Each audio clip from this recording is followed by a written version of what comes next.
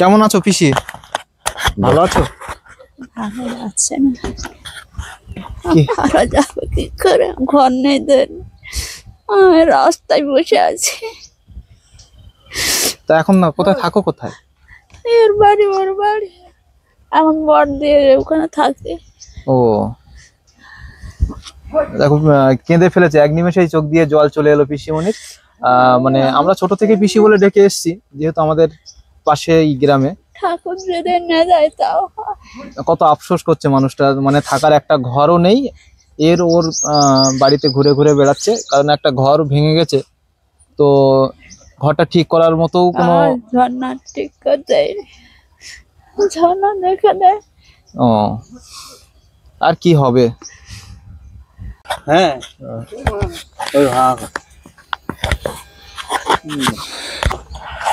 পরিত্যক্ত বাড়ি আর পরিত্যক্ত জায়গা, অসহায় অবস্থায় একা একা থাকতে থাকতে এক সময় সবকিছু শেষ যখন হয়ে যায়, তখন মানুষের পরিস্থিতি এরকমই হয়। ব্যাপারটা হচ্ছে পায়ে একটা জুতোও নেই। দেখো, পরার মতো একটা জুতোও নেই, কিন্তু এত কাঁটার মধ্যে হাঁটতে হয় পিসির। তারপরে নিজের কোনো বাসস্থানও নেই। এখানে আসো, এখানে আসো। আসো পিসি, এইখানে আসো তুমি। না না না, এখানে আসো, ও যেতে হবে না, কাঁটা ফাঁটা। ঠিক আছে ঠিক আছে, ওইখানে দাঁড়াও।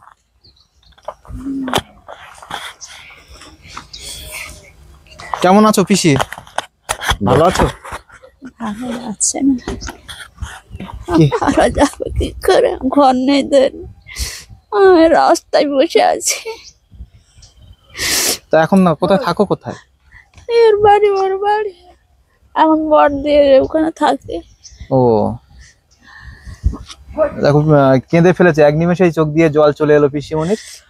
মানে আমরা ছোট থেকে পিসি বলে ডেকে এসেছি, যেহেতু আমাদের পাশে এই গ্রামে। ঠাকুর যদি না যায় তাও কত আফসোস করছে মানুষটা, মানে থাকার একটা ঘরও নেই।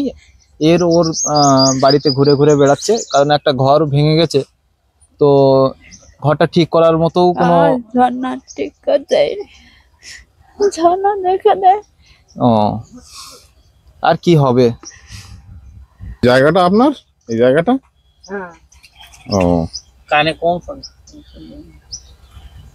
আচ্ছা, তো এই জায়গায় মানে কতদিন হলো ছেড়ে চলে গেছেন? কতদিন হলো? বর্ষার সময় এতটা জল উঠলো, সেই সময় ভেঙে গেছে। বর্ষার সময় বন্যা হয়েছিল, সেই বন্যায় ঘরটা ভেঙে পড়ে গেছে আর কি। আসলে এখন তাহলে দিদির বাড়িতে থাকেন? এখন তাহলে দিদির বাড়িতে থাকেন?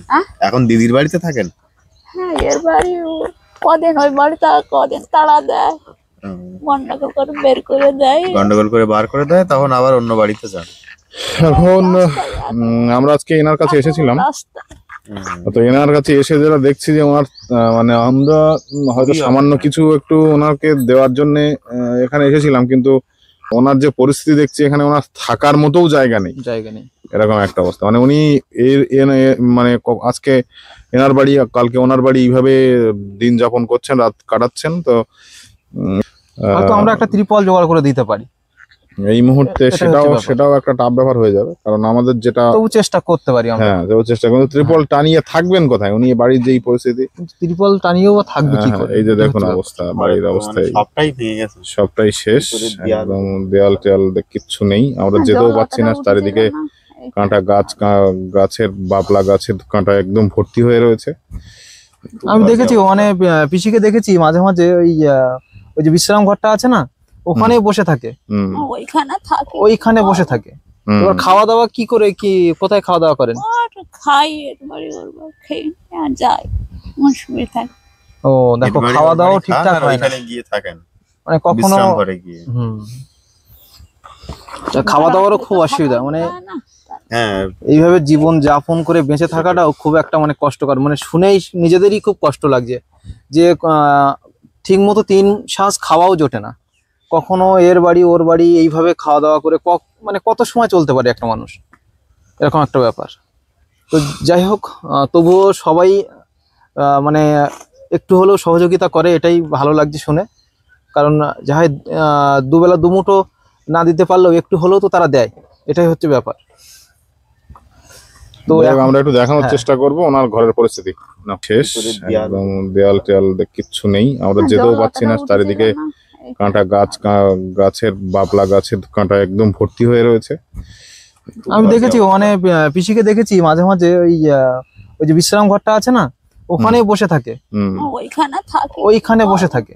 এবার খাওয়া দাওয়া কি করে, কি কোথায় খাওয়া দাওয়া করেন? খাই একবারে খেয়ে যায়, অসুবিধা থাকে। ও দেখো, খাওয়া দাওয়া ঠিকঠাক হয় না, গিয়ে থাকেন মানে কখনো ঘরে গিয়ে। খাওয়া দাওয়ারও খুব অসুবিধা, মানে হ্যাঁ এইভাবে জীবন যাপন করে বেঁচে থাকাটাও খুব একটা মানে কষ্টকর, মানে শুনেই নিজেদেরই খুব কষ্ট লাগছে যে ঠিক মতো 3 শ্বাস খাওয়াও জোটে না, কখনো এর বাড়ি ওর বাড়ি এইভাবে খাওয়া দাওয়া করে মানে কত সময় চলতে পারে একটা মানুষ, এরকম একটা ব্যাপার। তো যাই হোক, তবুও সবাই মানে একটু হলেও সহযোগিতা করে, এটাই ভালো লাগছে শুনে। কারণ যাই দুবেলা দুমুঠো না দিতে পারলেও একটু হলেও তো তারা দেয়, এটাই হচ্ছে ব্যাপার। তো আমরা একটু দেখানোর চেষ্টা করব ওনার ঘরের পরিস্থিতি। না এইটাতে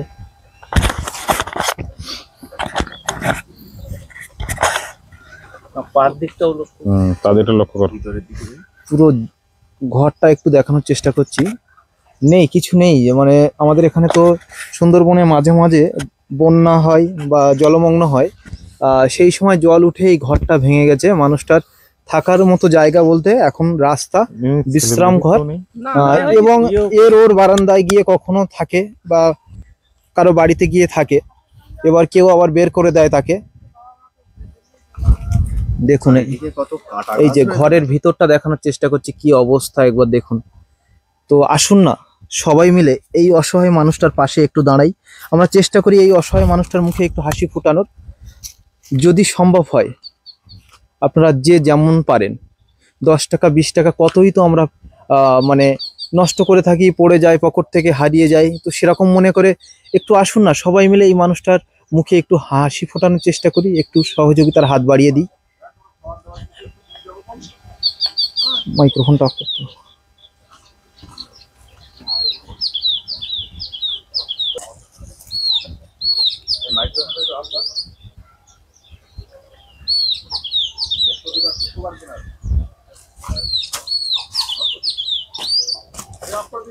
আচ্ছা দেখুন, পুরো ঘরটার অবস্থা একটু দেখানোর চেষ্টা করছি।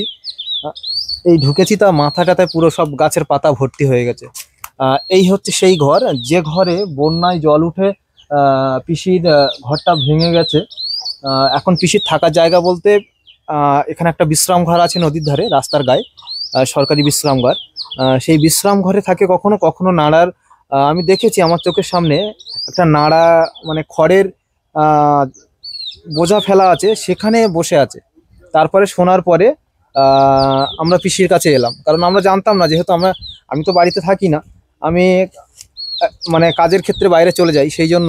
তো আজকে এসে যে একটা পরিস্থিতি দেখলাম, দেখে সত্যি মানে মুখের ভাষা হারিয়ে যাওয়ার মতো অবস্থা। তো যদি কোনো সহৃদয় মানুষ আপনারা থেকে থাকেন, দেখুন ঘরটার অবস্থা একবার দেখুন। তো আপনারা যদি কোনো সহৃদয় মানুষ থেকে থাকেন, অবশ্যই এই মানুষটার পাশে এসে একটু দাঁড়াবেন, একটু সহযোগিতার হাত বাড়িয়ে দেবেন, যে যেমন পারেন। 10 টাকা 20 টাকা 50 টাকা কোনো ব্যাপার না। আপনারা এই ভিডিওর মধ্যে একটা ফোন নাম্বার আমাদের চলছে, সেখানে ফোনপে, গুগল পে সব কিছু উপলব্ধ আছে, বা আমাদের সঙ্গে যোগাযোগ করে নিতে পারেন অবশ্যই। এবং আপনারাও চাইলে এই মানুষটার সঙ্গে দেখা করে নিজেরা এসে সহযোগিতা করতে পারেন। অবশ্যই আমরা আপনাদের সঙ্গ দেব এবং সহযোগিতা করব, ঠিক আছে? যতটুকুনি তৎকিঞ্চিৎ সহযোগিতা পারবো আমরা ওনার হাতে তুলে দেবো। দেখুন কোথা থেকে এই যে আমরা সবাই এসেছি, এখানে সম্পূর্ণ দেখানোর চেষ্টা করছি। কোথায় পড়ে গিয়েছিলে? কোথায়? নাকের ধারে রক্ত? ও নাক দিয়ে রক্ত আসে? নাকাটাই রাস্তা।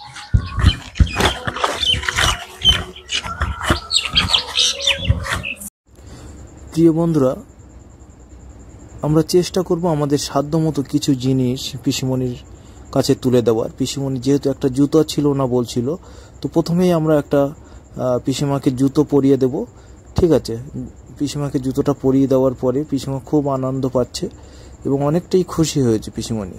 তো তারপরে আপনারা দেখতে থাকুন আরও আমরা আমাদের সাধ্যমতো কিছু জিনিস পিসিমাকে দেব। প্রথমে একটা গামছা আমরা তুলে দেব পিসিমার হাতে, বড় একটা গামছা, দেখুন সুন্দরভাবে দিয়ে দিলাম পিসিমার কাছে গামছাটা। এরপরে পিসিমা যেহেতু শাড়ি পরে না, তার জন্য একটা নাইটি আমরা দিয়ে দিলাম পিসিমাকে।